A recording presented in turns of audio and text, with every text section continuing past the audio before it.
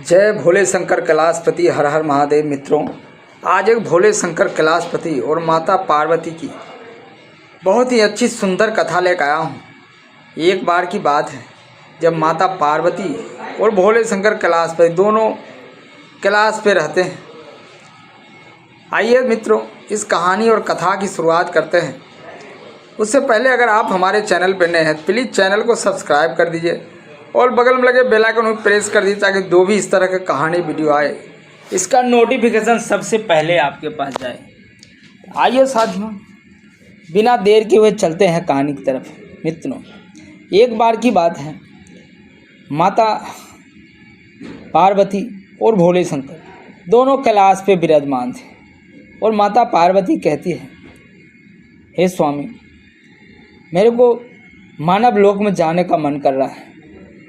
वह मेरे को देखना है कि मनुष्य कैसे रहता है, कौन सुखी रहता है और कौन दुखी रहता है। भोलेनाथ कहते हैं, देवी, सब अपने अपने कर्मों के हिसाब से रहता है, इसमें देखने की क्या बात है। बोलता, नहीं प्रभु, मेरे को एक बार चलना है। बोले, ठीक है। जैसा कि बार बार पत्नी के मनाने के बाद हमेशा पति को झुकना पड़ता है पत्नी के आगे, वैसे ही भोलेनाथ भी झुक गए और एक किसान का भेष बना लिए। दोनों पति पत्नी का भेष बना करके चल दिए और जाते जाते जाते एक गांव में पहुंचते हैं जहां एक सेठ का घर था। वहां एक पहुंचते हैं और कहते हैं, मुझे कुछ काम चाहिए, मुझे रहना है रात भर, मुझे रहने के लिए एक घर चाहिए, रात भर रहने दीजिए मुझे।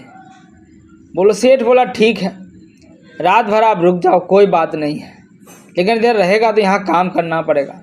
बोले, ठीक है। तब एक घर में एक रूम मिला, ना कोई चारपाई ना कुछ।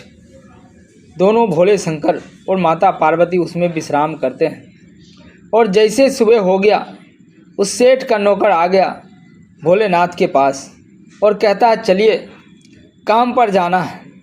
तो माता पार्वती तो गुस्सा हो गई। तब भोले शंकर समझाते हैं, देवी, अभी तो जब आए हैं यहाँ तो यहाँ के दिनचर्या को समझना पड़ेगा और मुझे काम पर जाना पड़ेगा, मुझे जाने दो। तो भोले शंकर चले जाते हैं काम पे और काम करके शाम को लौटते हैं और जो अनाज लाते हैं उसको खाना बनता है और दोनों पति पत्नी खा करके फिर विश्राम करने लगते हैं।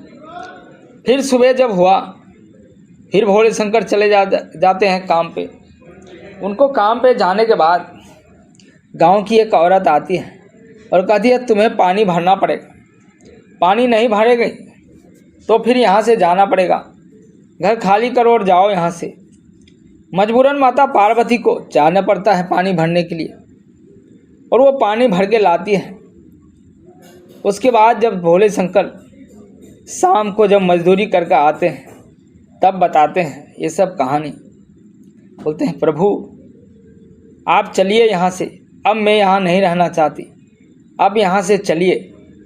बोलते हैं, देवी, हम लोग आए हैं गांव में, अगर ये पूरी यहाँ की जानकारी पूरी ना ले लें कैसे जाएं? हमको देखना है हमारे भक्त जो यहाँ मनुष्य हैं कैसे जब ये जीवन व्यतीत करते हैं। किस तरह माता पार्वती को समझा दिए। फिर अगले दिन सुबह जब होता है, भोले शंकर कैलाशपति फिर चल देते हैं मजदूरी करने के लिए। इतने में माता पार्वती चल देती है गांव की तरफ और पूरा गांव घूमती है। घूम घूम कर देखती है कि एक एक घर ऐसा है जहां लोग एक ही समय खाना खाते हैं। और पूछने पर कहती है, बोलता, इतना हमारे पास अनाज राशन पानी नहीं है कि तो हम तीनों टाइम खा सके। हम तो 24 घंटे में सिर्फ एक ही बार खाना खाते हैं। वहीं कुछ दूर चलने के बाद देखते हैं माता पार्वती कि किसी किसी का घर पे बहुत सारा अनाज का ढेर पड़ा है। वो मन ही मन सोच रहे रहते हैं, ये क्या है प्रभु की लीला, आज मैं पूछूंगी ज़रूर। एक इतना अमीर है और एक इतना गरीब है, इतना गरीब कि लोग 2 वक्त का खाना भी नहीं खा पा रहा है। क्या है प्रभु का लीला। जब पूरी गांव घूम करके माता पार्वती चली आती है अपने घर पे, फिर शाम को भोले शंकर कैलाशपति आते हैं वहाँ, तब कहते हैं प्रभु आज मैं पूरा गांव घूमी हूँ। भोले शंकर तो अंतर्यामी सब जानते थे, फिर भी पूछा, हाँ देवी तो घूम करके ने क्या देखा। मैंने देखा प्रभु कि एक एक ऐसे ऐसे आदमी मनुष्य है जिसको 2 वक्त की रोटी नहीं मिलता, 24 घंटे में एक बार खाना खाते हैं, वो कैसे जिएगा। और एक एक मनुष्य ऐसा है परिवार जिसके यहाँ राशन के ढेर लगे हुए हैं। अब आप ही बताइए प्रभु क्या है ये, क्या लीला है। बोलते हैं देवी ये सब अपने अपने कर्मों के फल हैं, जो जैसा कर्म करता है वो ऐसा फल भोगता है। तब देवी पार्वती कहती है प्रभु आप कुछ कीजिए और ऐसा कर दीजिए कि इस गांव में जितने भी गरीब हैं सब आनंद से जीवन, कोई ऐसा ना रहे जो भूखे सोए। तब प्रभु भोलेनाथ कहते हैं मैं इस गांव में 3 दिन बिताया हूँ और आज के बाद कोई भी इस घर में भूखा नहीं सोएगा, किसी के पास किसी भी चीज़ की कमी नहीं रहेगी। हाँ लेकिन अपना कर्तव्य तो करना पड़ेगा, जो काम नहीं करेगा उसको कुछ नहीं होगा, अगर मेहनत करेगा तो कोई भूखा नहीं रहेगा।